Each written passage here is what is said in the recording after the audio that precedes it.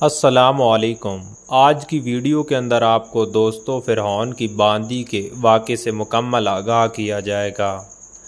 حضرت محمد صلی اللہ علیہ وآلہ وسلم شب معراج کو بہت بیت المقدس کی طرف جائے ہوئے مصر کے قریب ایک مقام سے گزرے تو آپ کو نہایت ہی اعلیٰ اور زبردست خوشبو آنے لگی۔ دوستو آپ صلی اللہ علیہ وسلم نے حضرت جبرائیل علیہ السلام سے پوچھا کہ یہ خوشبو کیسی ہے؟ جواب ملا کہ فرعون کی بیٹی کی باندی مشاطہ اور اس کی اولاد کی قبر سے آ رہی ہے۔ پھر حضرت جبرائیل امین نے اس کا قصہ آپ وسلم کو بتایا تو مشاطہ فرعون کی بیٹی کی خادمہ تھی اور وہ خفیہ طور پر اسلام لا چکی تھی، اور ایک دن فرعون کی حضرت جبرائیل امین نے اس قصہ آپ وسلم کو مکمل بتایا کہ مشاطہ فرعون کی بیٹی کی خادمہ تھی اور وہ خفیہ طور پر اسلام لا چکی تھی، اور ایک دن فرعون کی لڑکی کو بالوں کی کنگھی کرتے ہوئے اس کے ہاتھوں سے اتفاقاً کنگھی گر گئی اور وہ اٹھانے لگی تو اس کی زبان سے بے ساختہ بسم اللہ نکل گیا۔ اس پر شہزادی نے کہا کہ تو نے آج عجیب کلمہ بولا اور رب تو میرے باپ فرعون ہی ہیں، تو پھر تم نے یہ کس کا نام لے لیا؟ خادمہ نے جواب دیا کہ فرعون رب نہیں بلکہ رب وہ اللہ ہے جو مجھے اور تجھے اور خود فرعون کو روزی دیتا ہے۔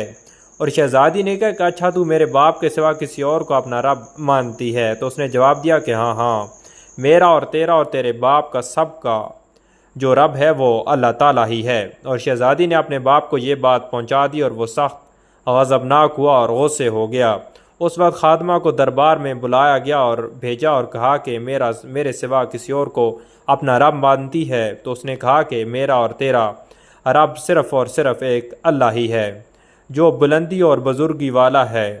فرعون نے اسی وقت حکم دیا کہ تانبے کی جو گائے بنی ہوئی ہے اس کو خوب گرم کیا جائے، اور جب بالکل آگ جیسی ہو جائے تو اس کے بچوں کو ایک ایک کر کے اس میں ڈال دیا جائے، آخر میں خود اسے بھی اسی میں ڈال دیا جائے، چنانچہ وہ مکمل گرم ہو گیا۔ اور جب آگ جیسی ہو گئی تو فرعون نے حکم دیا کہ اس کے بچے کو ایک ایک کر کے اس میں ڈالنا شروع کرو۔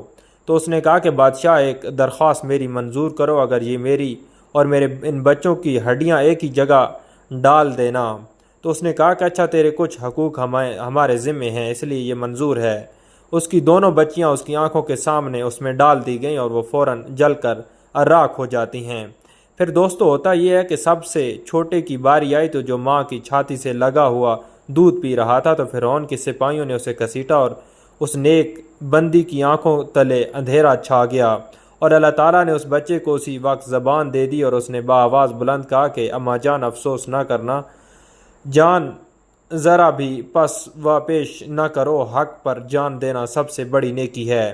چنانچہ انہیں صبر آ گیا اور اس سبب سے چھوٹے بچے کو بھی آگ میں ڈال دیا گیا، اور آخر میں ان کی ماں کو بھی اسی آگ میں جلا کر مار دیا گیا، اور یہ خوشبو کی مہکیں اسی کی جنتی کی محل سے آ رہی ہیں۔ سبحان اللہ۔